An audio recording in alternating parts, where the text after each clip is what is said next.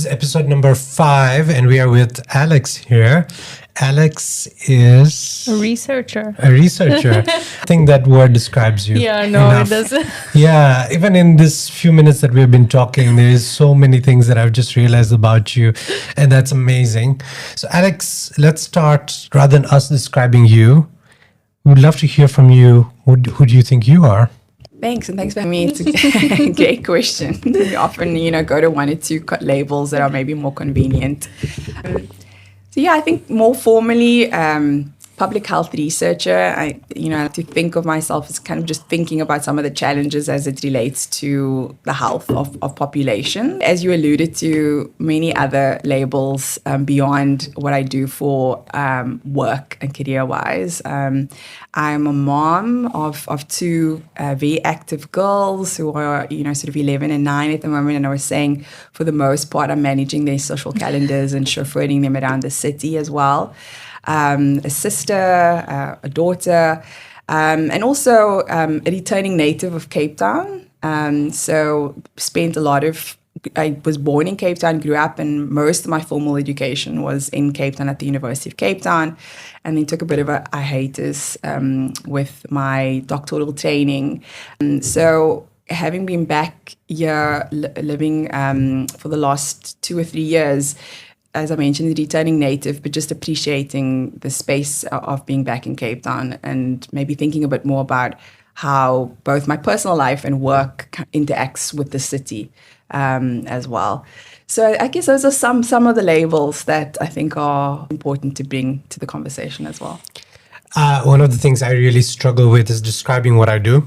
It's such a big challenge for me because I don't see myself in a box, but people want to see me in a box.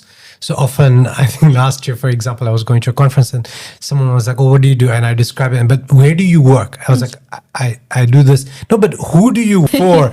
And the conversation just ended up becoming about what they wanted me to say. So do you struggle with that kind of description? Did you find it hard to define yourself to this point of public health researcher? Absolutely. Part of it being because most people, if they've been working in a life for long enough, have more than likely followed a very varied path of interest and training as well. And so what you might be doing now at this point in time is probably, if anything, the more recent application of what your interests are. So I do definitely struggle. And to add to that, before I think COVID-19 and the global pandemic, the field of epidemiology and the term epidemiologist was often confused or misunderstood or not heard of. COVID, it was quite a traumatic experience for the world, but I think one of the things that emerged from that was people became a lot more familiar with epidemiology and the thought that there were individuals thinking of disease and how disease spread and outbreaks. So that definitely helped make that label a little bit easier. But yeah, who do I work with? It varies. What problem am I thinking about? The application of the problem. It varies, from week to week or day to day. And so I would absolutely recognize or resonate with that sentiment that it can be difficult to kind of just put yourself into a box as well. Yeah. You said that, you recognize how career paths aren't necessarily linear. Tell us about yours. Did you start and end up where you are now? Absolutely. It's certainly not linear, and can sometimes seem a little by chance. Often I think an assumption that many people make when they speak to someone who's a little bit further along in their career, that you followed a set of steps that were laid out ahead of you. And more often than not, if you dig a little bit beyond the surface, that's not the case. And I remember kind of having this conversation with, I think it was in grade 12 or grade 11, so sort of just before the end of our high school years in South Africa. Someone asking or doing a survey around the class in terms of what we were going to do. And I said biochemistry, and I still, thinking back on that now, struggle to actually think about where I first heard the term, I certainly, maybe I had, read an article, watched something about a biochemist, but at least I knew I enjoyed biology. I enjoyed thinking about human systems. And so that was at least, what got me started in that direction. And so I ended up doing molecular and cellular biology at university, but wanted very much to have an application to human health or human biology. And that sort of set me on a particular path where we went physiology, infectious disease, and then eventually medical biochemistry as well. So I was, in the lab coats, broths, all of the fun things that people who've been in the lab can probably sort of remember. And then I just deep sense of being a little bit detached from what I ultimately wanted to look at, which is population health and actual populations. And that is sort of what steered me in the direction of looking at epidemiology as my next step. That's sort of a little bit of an idea of what my career path looked like. And in some ways, the global perspective of how life works, it may seem relatively linear or quite contained. But, there were moments, I think, certainly where I wanted to pivot, whether that's the spaces within which I was working or the populations as well. And there were key decisions that I think I made in my life that allowed me to do that. Another key one, I think, after finishing my PhD, you sort of have that, maybe the inevitable is to continue into a postdoc or work within the academic setting. And I wanted to go and work in sort of the government setting, thinking about applying public health policies and understand how that worked. And so I made a decision then as well to sort of maybe take a break from the academic setting and go into government health and was able to do that. Worked briefly at the CDC and then at the NICD, which is a government agency in Johannesburg, South Africa. And I think that was a break from academia and understanding sort of the real applications of some of we can sometimes think of as quite abstract sometimes and disconnected from human populations as well. I did an honors in lab sciences. I know the feeling of what switched me over to public health. I completely relate. I'm interested in I know you said that you were interested in different populations and how things worked. Where did you work outside South Africa? Have you, or in different, like with Joburg and things, what was your experience? Yeah, so at the time, I think what really inspired me or influenced my decision, it was sort of the early 2000s, and South Africa was very much in the middle or in the grips of the HIV epidemic. And there were some, changes obviously in terms of policies on when people could access antiretrovirals and vaccine development. And so that definitely influenced my projects, my lab projects. But I think there was a recognition, impact and scale that, and especially given the sociological underpinnings of what was happening with HIV at the time, that made sort of the lab approach, the biomedical approach at that time seemed quite abstract. And that's, I think, what spurred me on to go into epidemiology and population health. I was then to work at the Centers for Disease Control in the domestic division, meaning US domestic for sexually transmitted diseases. And that was a good shift in framing for me because I was going from a setting in South Africa where we had a HIV was endemic. So we had 13-15% generalized prevalence in South Africa, to a very concentrated HIV epidemic in the United States, where the general population prevalence is less than 1%.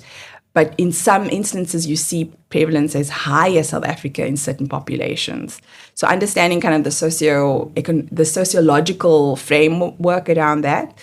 But also it gave me an opportunity to look at how resources were spent, how surveillance being done, how case reporting was done, and testing and screening policies were done in the United States compared to South Africa, where we were dealing with very different epidemics. And I think that was incredibly helpful to see how different the public health systems might work depending on, the prevalence of a particular condition.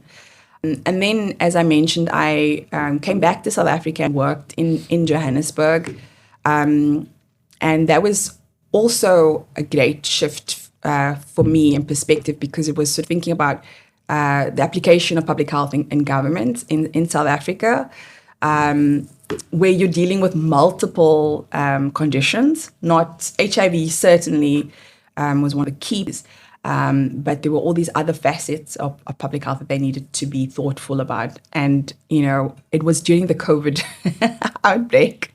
So I could see the national entities needing to deal with things like setting up an emergency operations center, thinking about testing for COVID, contact tracing, and training epidemiologists to actually go out and do some of that work as well. And eventually it was sort of vaccine rollout too. So to understand how to manage those responses at the national level across the South African population was also, I think, a great learning opportunity. It's so interesting because I know from Saleh and myself, we both started in a very space like yourself, for example, just starting as a lab, for example, in Saleh's case. In my case, I was an engineer, but then we found that those spaces were very limited, and then we expanded, and it seems like your story is very similar in that you wanted to make a much wider impact than just being in a confined space where you're testing a few things. Is that accurate? Yeah, no, absolutely. I think that's a great description. And it's been, I think recently I've had the opportunity to kind of reflect on how important it is to be in collaborative spaces and to have the opportunity to work at these different levels, so you can at least empathize or understand what the competing priorities might be, but also the value you can bring to those spaces with your technical expertise, so that you can fill some of those spaces with some technical insight, which is important to the success of the project as well. So having to sit and I think become comfortable with that tension is quite important and incredibly valuable. Yeah, as an engineer, I often learned how to use numbers very well. And then later on, I became a program manager, and I was managing this fund of $1.4 million. And you need to know math for that. And basically, my engineering skills really helped me in those circumstances. Alex, if I can take a step back, you're a person of color.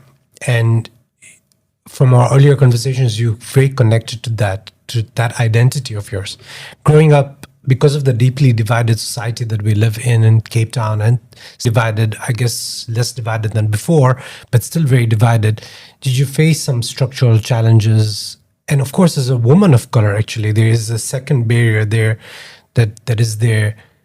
And how did you overcome those? Because I'm sure people did try to box you. Maybe not. Would love to hear that. Yeah, no, certainly. I mean, it's an influence that, I had throughout my life, and now having I mentioned being a returning native and re-inhabiting some spaces in Cape Town, and then having my young girls go through those spaces, I have now almost a second opportunity to reflect on some of those. I mean, for all intents and purposes, I grew up in a very comfortable middle-class upbringing. My dad was a lecturer at the Peninsula Technikon, which is in Cape Tech, and my mom worked within sort of library services.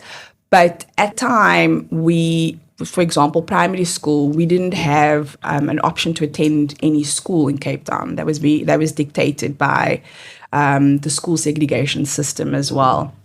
But I had, I think, a very good upbringing and good schooling and support at home, which was quite important as well. And it was around the time of meeting to high school, which was about 96, 97, and opportunities then opened more broadly for us to attend schools across Cape Town. and also what we termed as the former Model C schools. But it was very interesting because my parents were adamant on me going to a particular school, even though we had all of these other opportunities available for me at the time.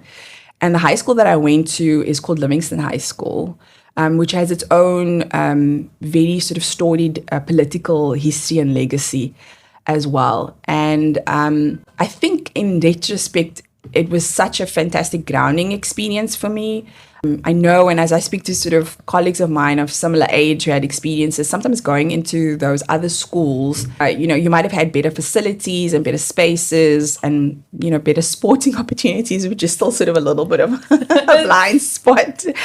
It was also a very alienating and isolating experience for many as well, because you're sort of inhabiting spaces that we weren't in before. So it was a really grounding experience for me going to Livingston High School, where you still had conversations about politics and activism and consciousness, but they also were very thoughtful about the academics as well.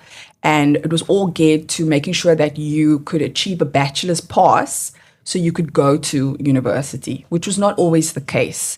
Often high schools, sometimes, when kids are in grade 9 or, they might, as an afterthought, realize that they haven't actually done subjects that qualify them to obtain a bachelor's pass and go to the University of Cape Town. So, I alluded to some of I felt like my high schooling was not balanced, was very much academically focused, which thankfully I could manage. But now looking back in terms of my life, I wish I had had more access to some of those other aspects, because it just is important for grounding and being a well-rounded, adult and citizen of the world. But it got me to the University of Cape Town, and that was quite key. And I think there were discussions at high school, career choices. They were still relatively limited, and they were limited by what you could see and what was modeled to you as well. And so I look at what the potential career options are right now, and, sort of not necessarily being introduced to that early on. I don't know what impact that might have had. So even just inhabiting some of the spaces, so even though Cape Town is such a dense, fairly compact city, getting around the city, it's not too intimidating. Even going to the University of Cape Town, as someone who grew up in Cape Town, was like I was inhabiting a completely different space. I hadn't been on that campus or been in that space as well. So that can be quite intimidating as like a first-year student coming in there and finding your voice and being in these big lecture halls with a lot of students and not having that muscle of raising your hand and asking questions and asking for clarification and navigating those spaces and really feeling like you had a right to be there and you had a right to inhabit the space more fully. And so I think it took me a while to find my voice and feel comfortable within those spaces. And I look back now and I look at my daughters. We have the privilege of living close to the University of Cape Town. We can go up to campus. We have open days, and the ease which they navigate those spaces and the familiarity is fantastic, because it just means that their entry into those spaces as young students is going to be a lot easier for them as well. Yeah. So those are some of the kind of structural influences. And just a generation before, my dad qualified to study at the University of Cape Town, but he needed to have a permit to be on campus. So the impact that might have on you psychologically as someone, really inhabiting the space and being there, you can only imagine I think those are some of the sentiments in terms of growing up in a city of Cape Town. And we still see it today. There are, kids who go to high school on the Cape Flats or further, north, that really come up to the campus in the University of Cape Town. And so these can feel like, I think, really alienating and foreign spaces for them as well. What do you think younger you did to kind of feel more comfortable in these spaces, to feel like you were a part of them, you could own, as small as raising your hand in class, like how do you feel like you to overcome things like that?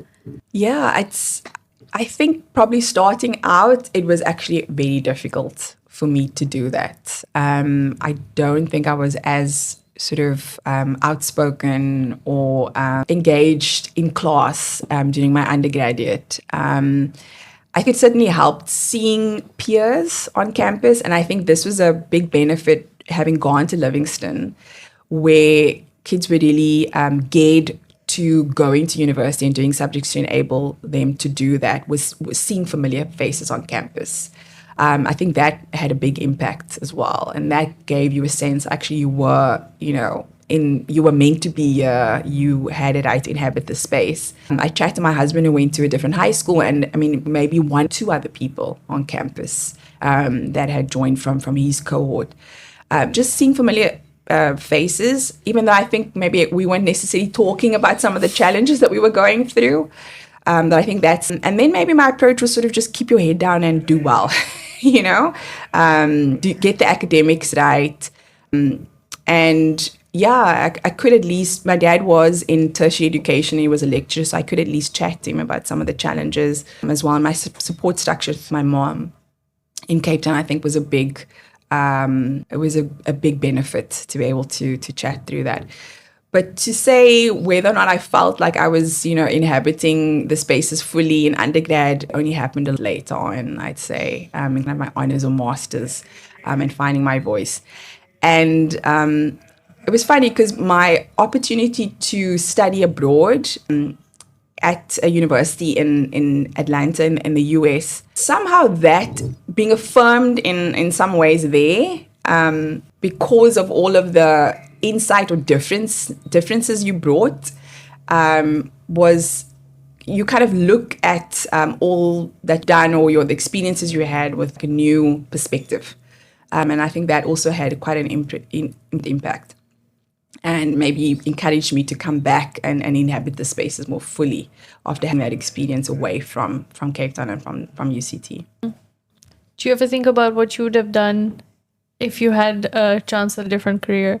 Yeah, it's a fantastic question. I mean, I enjoy, I think, I enjoy facilitating and chatting to people and learning about their stories and talking to them about their experiences and thinking about the value of storytelling and also sort of the holistic experience. It's not just sort of, the intellectual perspective of that. So maybe, I don't know what that would get me up to, whether it's sort of teaching or early childhood development, it's a good question. You can see I'm sort of struggling with it a little bit.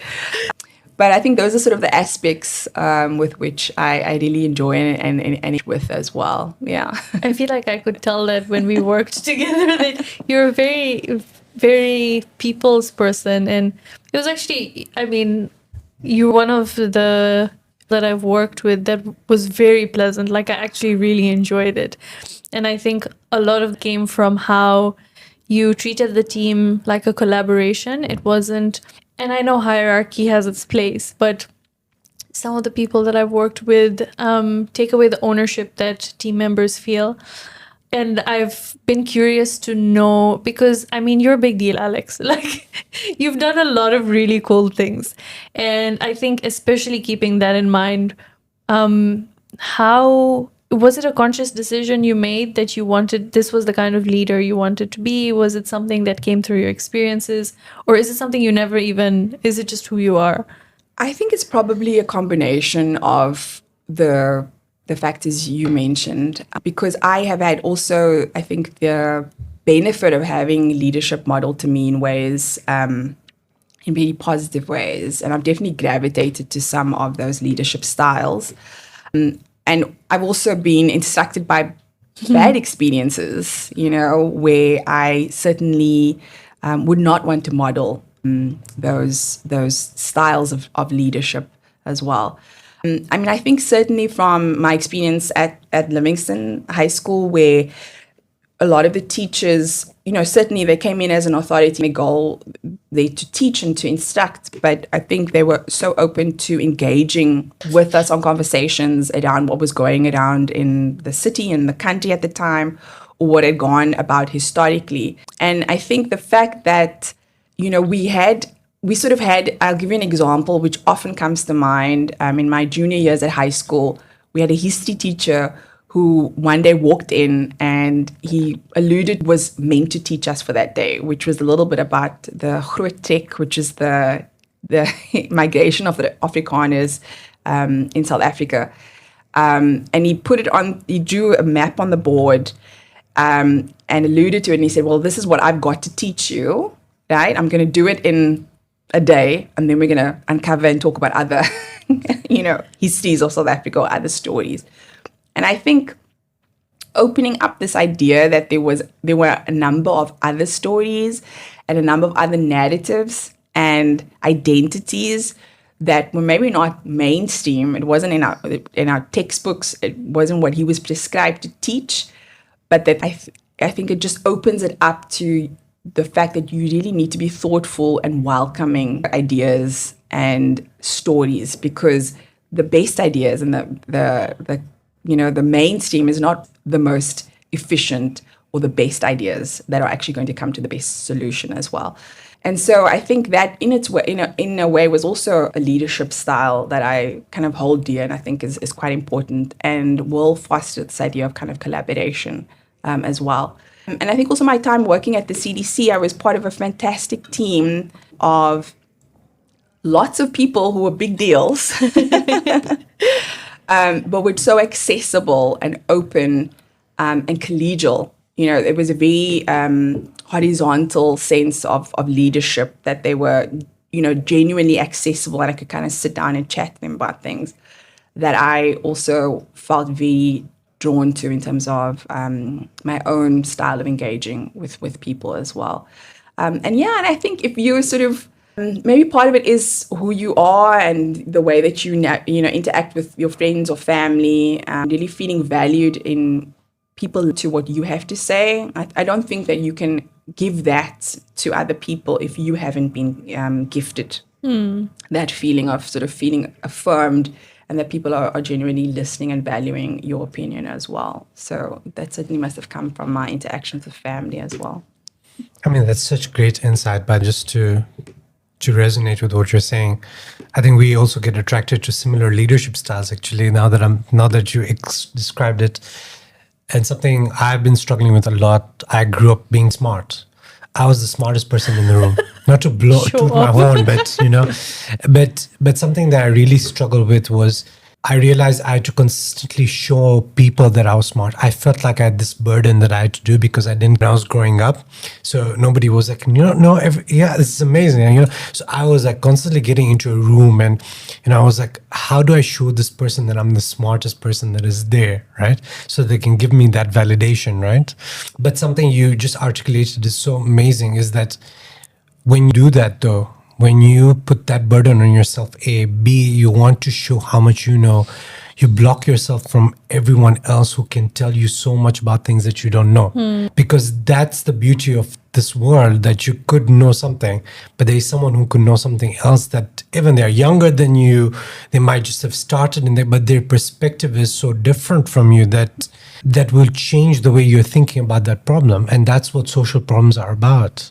They need those diverse perspectives. Yeah. Absolutely. I couldn't agree more. It's interesting because I also, that sense when I was younger as well of being singled out because of grades or sort of, being the smart, and it can, you can react to it in different ways. I think initially mine was to actually steer away from it.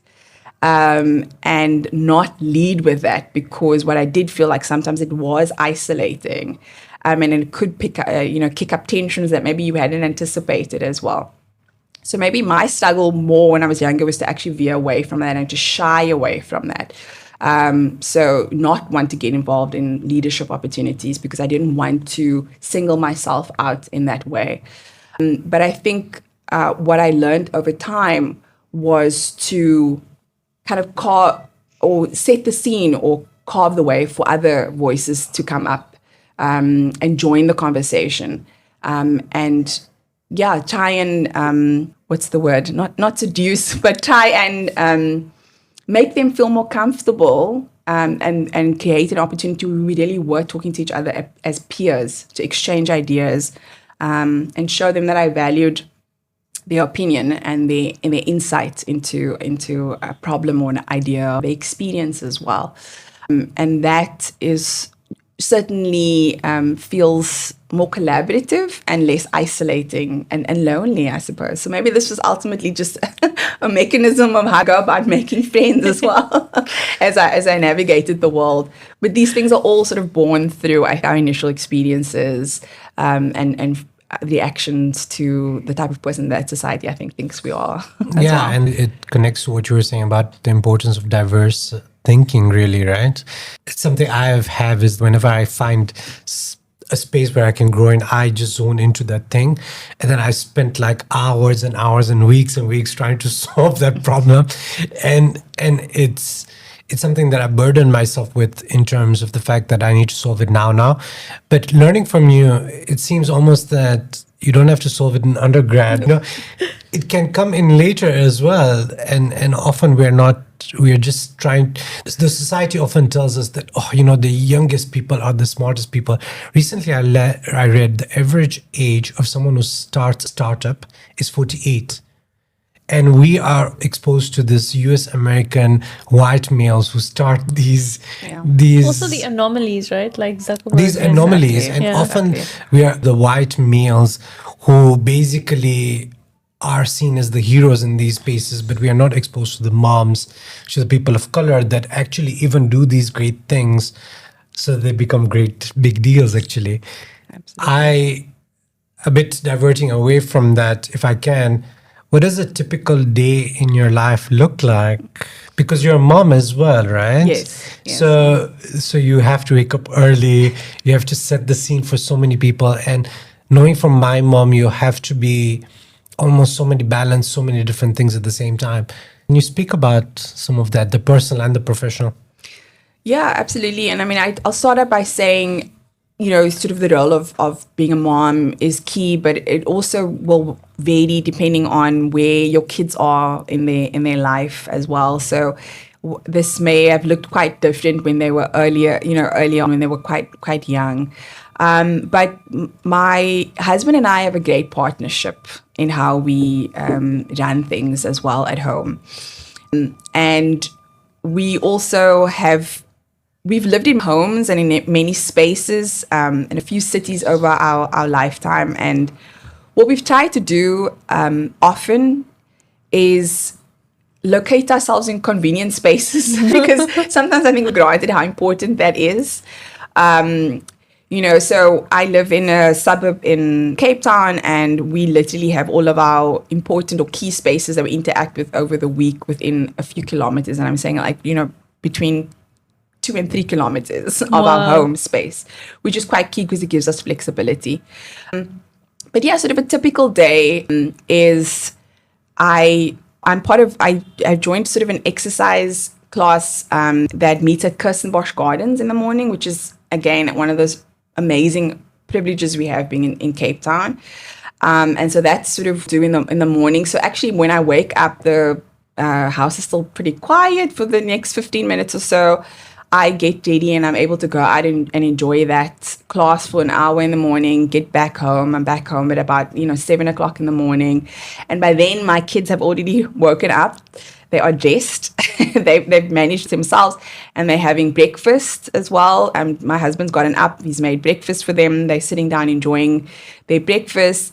And then they usually leave for school at about, 7:10 in the morning. And the commute is literally a 5-minute drive to school. Okay, so they get dropped off. We should, in all honesty, be walking, but that would be, I think, too much for our family to manage as well. So sometimes I might pull up in the driveway at like 7:05, 7:10, and the girls are waiting outside, and I load them up into the car, and we get dropped off. I drop them off at school, and I come back, and then I'm getting ready for the day at the office, and I'm heading out the door, sit down. Just before 9 o'clock. And again, this is where we have the privilege. I'm about less than a 2-kilometer walk from the office. And days when it's good weather, I will do that. And that means I don't have to, hassle with traffic. I don't have to worry about parking. And it's a little bit of additional exercise that I can get in on the way there as well. And then my day might vary depending on whether I'm teaching. So I do teach 2 classes for master's level students. And so that might be, if on the days that I am teaching, a little bit of class prep for the day, setting things up for class, which usually happens in the evenings. Inevitably, I'll have a few meetings, whether that's project related, looking at sort of update of projects. Sometimes I'll have brief check-ins with students around their thesis or preparing for class. And towards the afternoon, sometimes if I am able, I'll go and attend a sports game. My girls are, they play field hockey, netball. And again, because their school is so close to my office, that's something that I can work into my day as well. And then on the rare occasion, if I do have meetings with collaborators that are based in North America, with the time zone differences, there might be a late, afternoon call, but I try to minimize those as much as possible as well. So that sort of is a typical day. It's a lot of me being in my office on virtual calls or on my computer, so not all that, exciting. But the excitement, I think, is pivoting through projects that can really, run the gamut in terms of where they are in initiation, completion phase, or sometimes if we need to, going into some of our research sites to do some or prepare for some of the field work that takes place as well. Yeah. Do you have a favorite project that you've worked on? Just one, if you had to choose. I know. I think the project we worked on, Saleha, with the... and I'll give you a good reason why. With the World Health Organization, I mean, I was not involved in the hours and hours of hard work the team did. It was more sort of in the oversight position. But I think seeing that project coming to fruition was actually quite was great to see. And you think, so just to give your listeners a little bit of background, this was sort of an attempt at collating a lot of the literature out there on sexually transmitted infections in low and middle income countries, but having a database that people can now go to and look for information. You would assume that would be readily available, but it actually wasn't. And these are sort of these what might seem like small innovations that can actually have a big impact in terms of making information available to researchers or even just the public. Is quite key, and I think having the World Health Organization, I think was great as well. So yeah. Yeah, I remember the dashboard that was the most popular during COVID. I loved it. It was just so cool, like seeing the way that the virus had. I mean, I know a scary time, but that was really cool of it.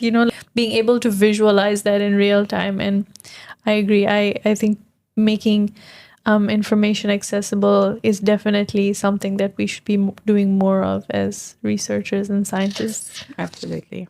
I'm thinking of your girls and other people who are going through life in school or high school.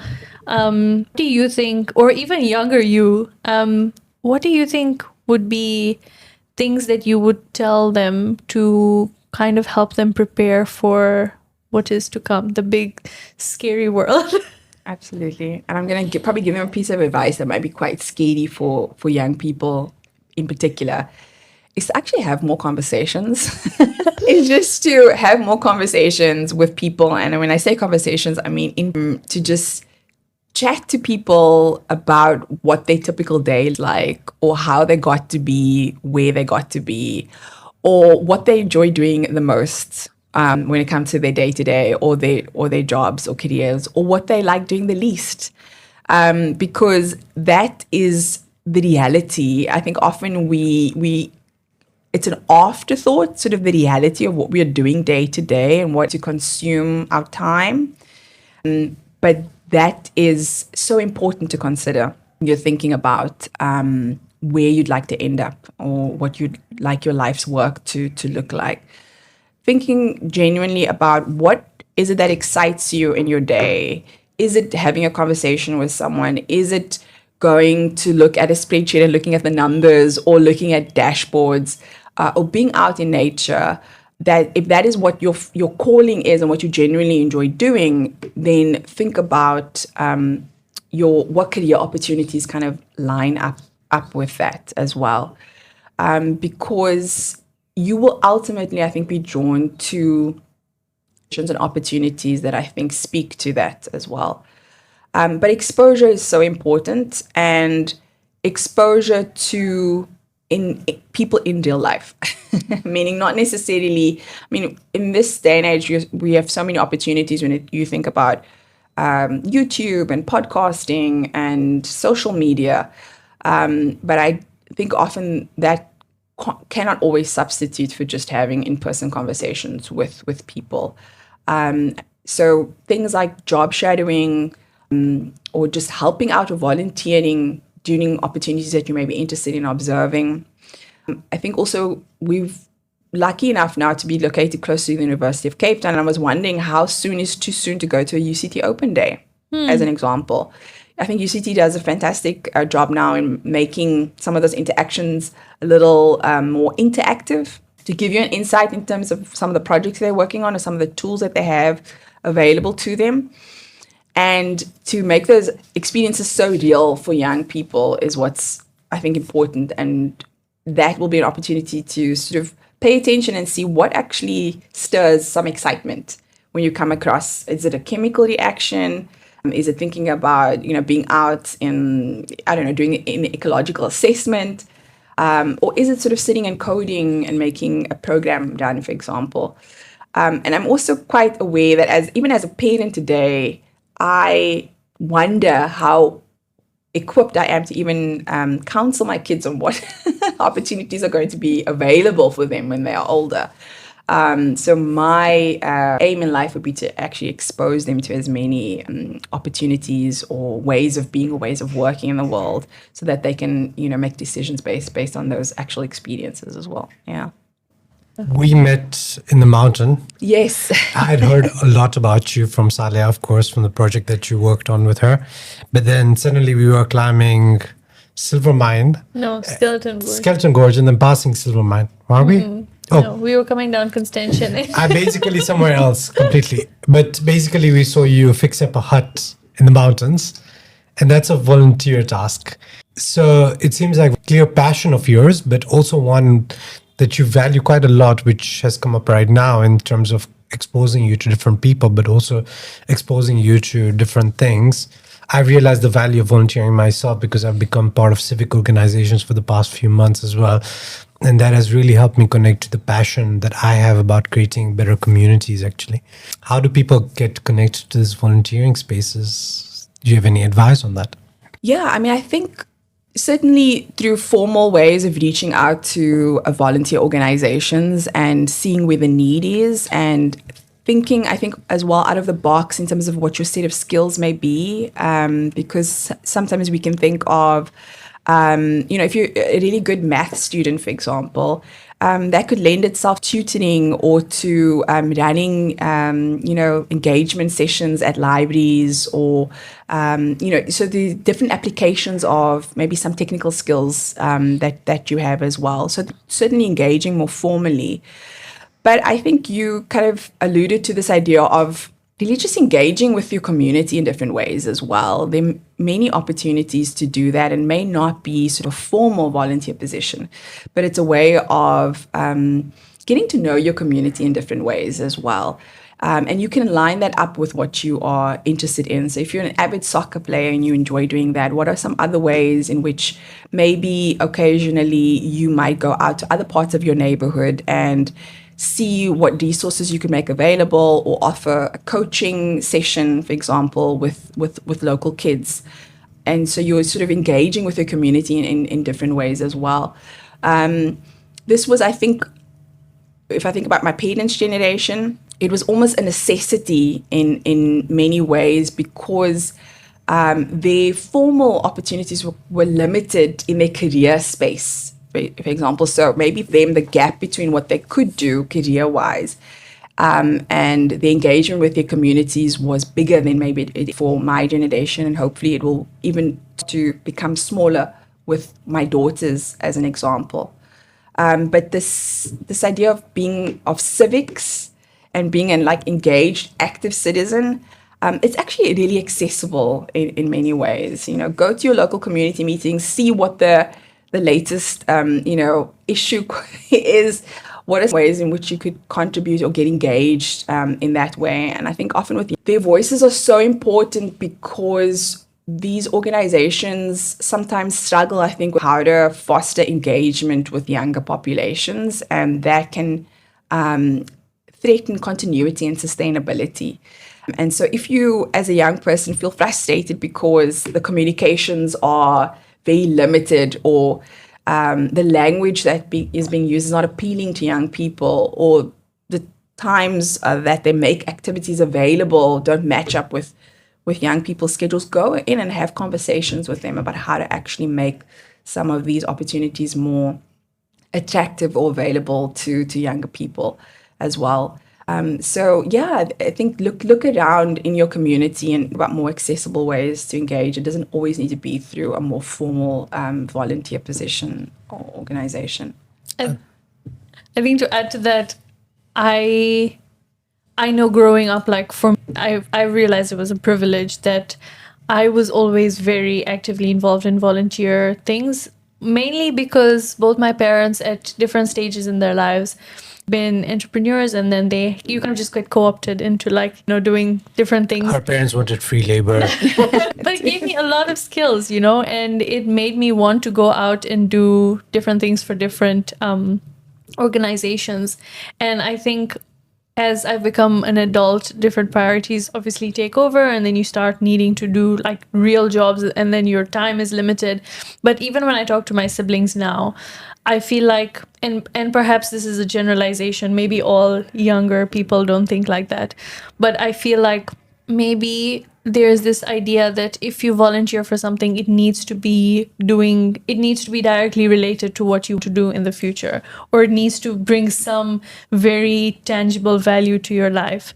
So what would you say would be your advice to anyone who might think that way? Yeah, I mean, I think you alluded to it, that there are other skills, soft skills, that you were learning in those interactions, and what you are, you were actually learning self-management skills as well. So there's this idea that no matter what you were volunteering to do, the idea of turning up on time, for example, making time available to be there, being present. I'm sure there were conversations that you needed to have with people in the organization, which maybe initially felt quite threatening to do, but you learn, you exercise that muscle. Whether you might have been put in spaces where you had to manage a small team, you had to communicate clearly to them. Maybe it would have been travel logistics, or thinking about, even if you're preparing meals, the process of that, the logistics of that, for example. Those skills are actually so key for just being in the workplace as well. And regardless of what the actual volunteer activity is, all of those self-management and management skills are critical. And I think sometimes we don't always have enough opportunities for young people to actually learn those skills before going into a more formal workplace as well. So I agree with you. It doesn't need to be necessarily related to what you are ultimately going to end up doing. But more often than not, it actually is. Yeah.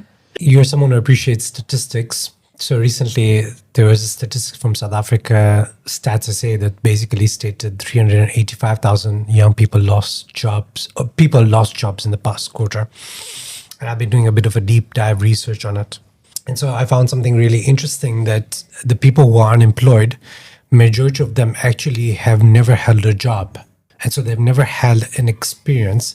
And the job market is actually very geared towards wanting someone with some experience, someone that can give them reference. I think you've been on spot on there with stating that it can teach you these skills that even give you a reference in terms of what you do that can be really helpful. I'm interested. I also, something just again veering off a bit, but something I've valued in my life is having a mentor. And I have this mentor of mine that whom I aspire to be like at some point. And I meet every 2 weeks and we chat about different things and things that have conflicting me and whatnot. There's someone in the listening team that wants to be a future Alex. How do they become a future Alex? What would you suggest to them? And I know there are some things you've alluded to as having a very nice home environment, having the opportunities to go to school, being able to study, etc., etc. But I'm sure there are some nitty-gritties on that are also required in terms of getting degrees and whatnot. And how can someone prepare themselves for that? Yeah, I mean, you're absolutely right. There is sort of, I would say, kind of the technical aspect of it, which is, going through the degree process and understanding the stepping stones to getting to where you need to be. And again, that can be, there are places that can offer career guidance or ideas, whether that's at your high school or maybe your high school doesn't have that, but other organizations within the community. But I think also to lean on that more so within the university itself as well, within your programs. So that would be the more technical aspects. But I think that the conversations that you have with persons who are where you would like to be ultimately, and sometimes it's not always persons that are all the way at the end of where you like to be, but someone who's a step or two ahead of you is often sometimes a little bit more insightful because they might be dealing with a lot of the same challenges that you are dealing with at the time as well. So if you are in high school at the moment, maybe you're sort of, in the junior grades of high school, it might be having a conversation with someone in the more senior grades who are along that pathway where you see yourself. So having conversations with, I think, individuals that are just a step or two ahead of you as well is quite key. I look back now and I understand there is sort of the academic and the technical aspects of it, but I think what has been particularly helpful in my life has also been the conversations around personal aspects of how I see myself in the spaces that I want to be in. I think sometimes we don't index enough around that, or we don't place enough emphasis or importance on this idea of self-development. So there is academic piece, but I think also the character building piece as well. And in some ways, sort of the public speaking and engaging, but what kind of person do I want to be perceived as, and what kind of person do I want to put myself out into the space as, right? Is equally, if not sometimes I think more important than the academic or technical part of it. Because at the end of the day, as you are in your career, you are working with other people. And,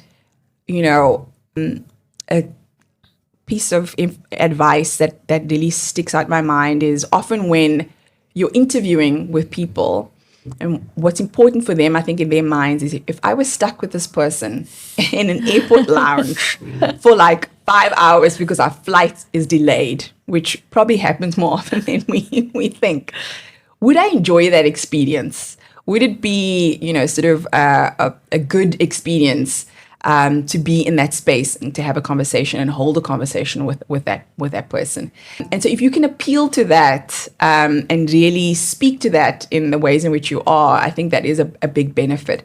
But so thinking about things like character building and coming back opportunities and spaces in which you are able to maybe model some of your leadership, that are opportunities for you to then also play that out. Get feedback from people that you worked with, as terrifying as that might seem. What went well, what didn't go well, what could have been improved upon, your communication style. And I think that can give you so much insight in terms of, pushing you forward in your career as well. Yeah. And that also sounds like it means being open to self-reflection and being okay with just needing improvement sometimes. I think the world we live in now is everyone wants to be right all the time, which is, it's definitely interesting. Yeah, and I don't discount the pressure on young people at the moment with having to maintain, I think, in their mind, a social media perfect image.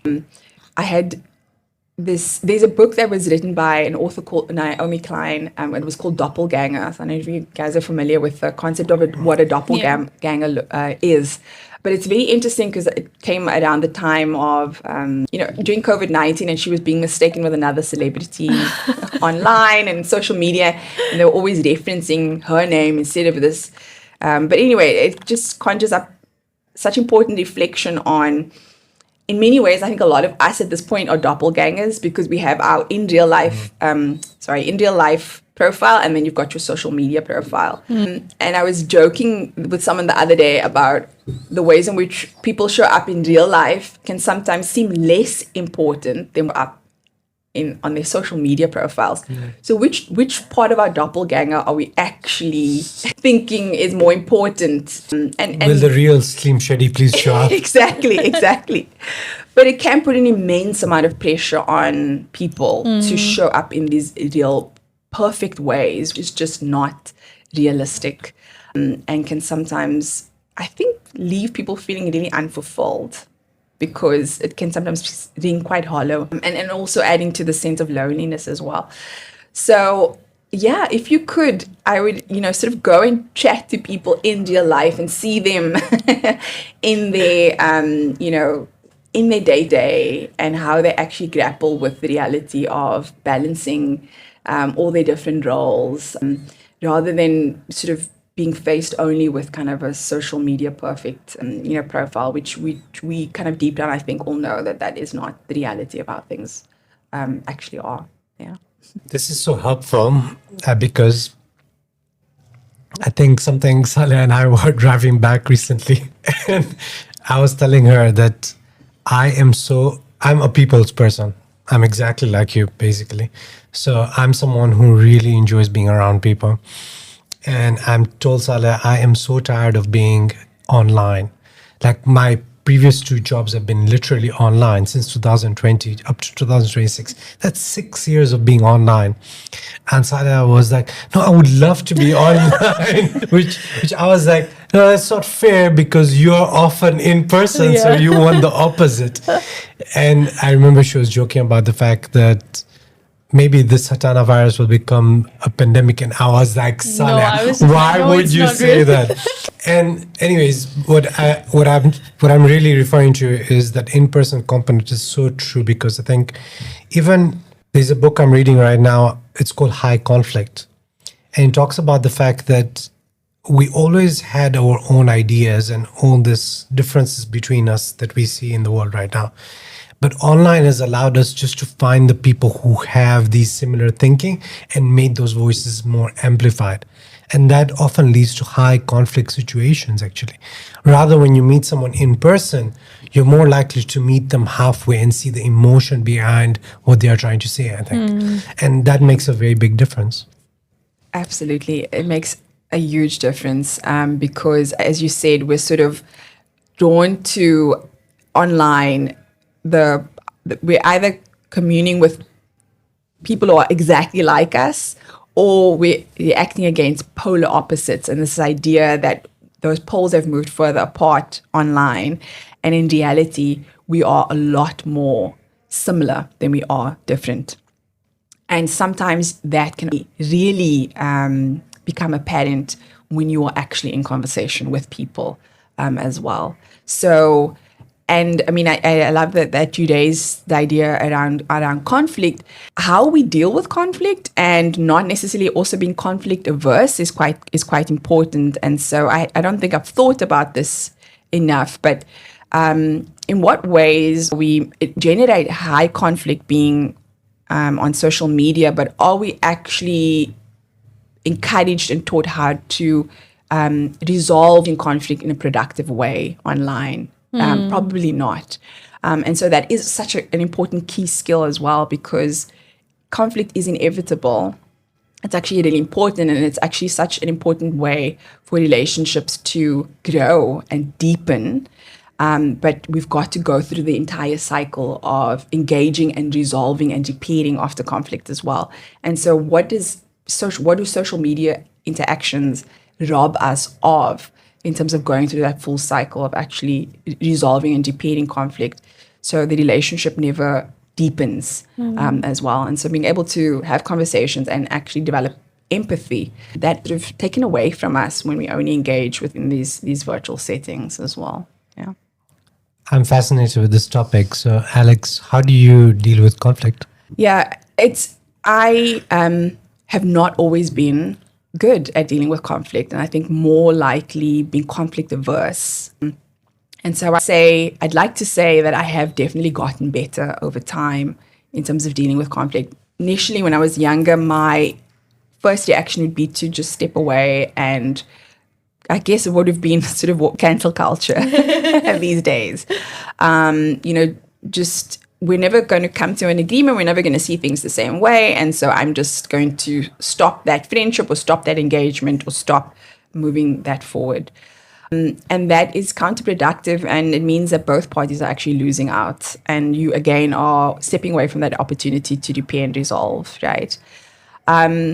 So I think often what is useful is sometimes I recognize that at that time might not always be the best time to have the conversation with someone if it is, looks like it's leading to a conflictual situation.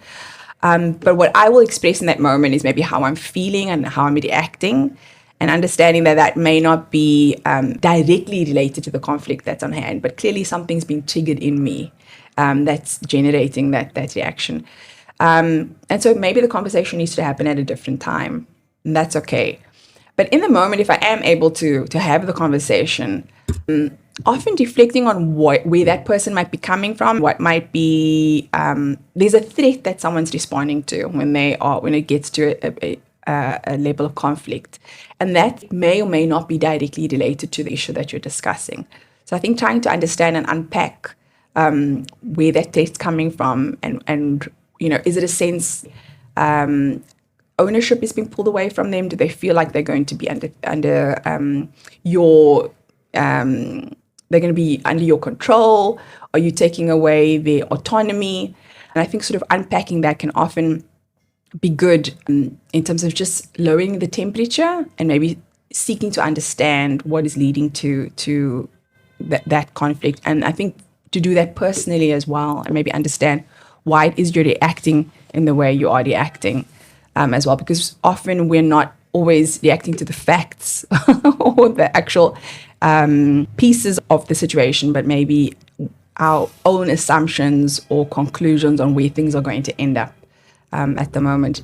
So that's sort of, I think, what I try and keep in mind at the moment, and to understand, asking questions to understand, however difficult that can be sometimes, because you've got to regulate yourself and not feel like you've got to maybe put up your defenses, but asking questions to understand often take you another step further, that you start engaging in conversation that is productive in terms of understanding how to resolve the conflict. Yeah. That's a very nice answer. Thank you. You get the job. I feel like this, one of the reasons I love doing this is because I feel like I learned so much along the way. And a lot of the things that you've shared, I feel like makes me realize that some of the things we struggle with don't necessarily go away. You just kind of end up growing because the people you're interacting with always change. And so I guess the best we can do is to continue growing. And, it kind of ends up being skills that you have, whether it's conflict or the way you talk to people, different things.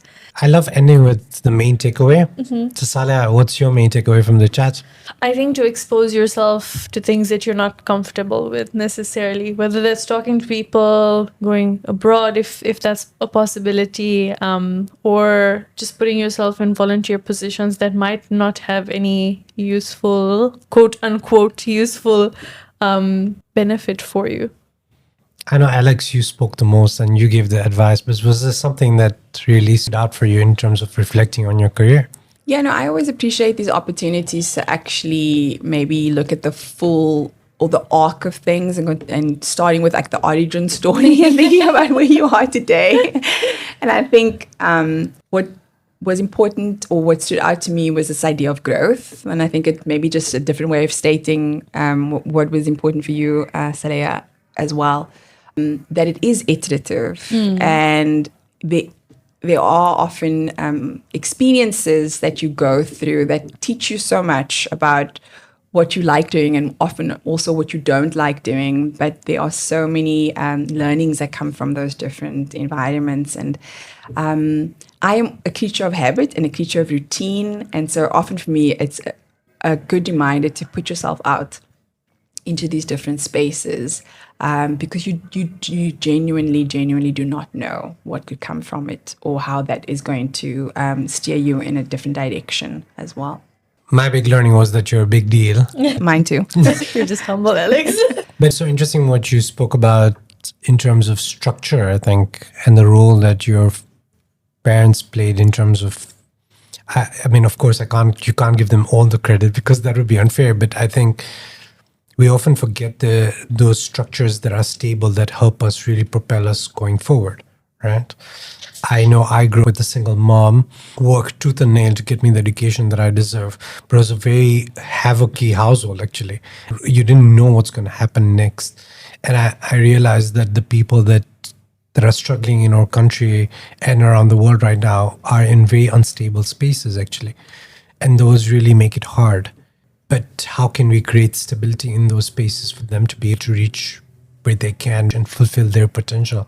Because true freedom actually is to allow people to reach their full potential on their terms, not on our terms. Thanks so much, Alex, for being here. It's Very so nice, insightful. very insightful, such a lovely conversation, and we learned so much from you.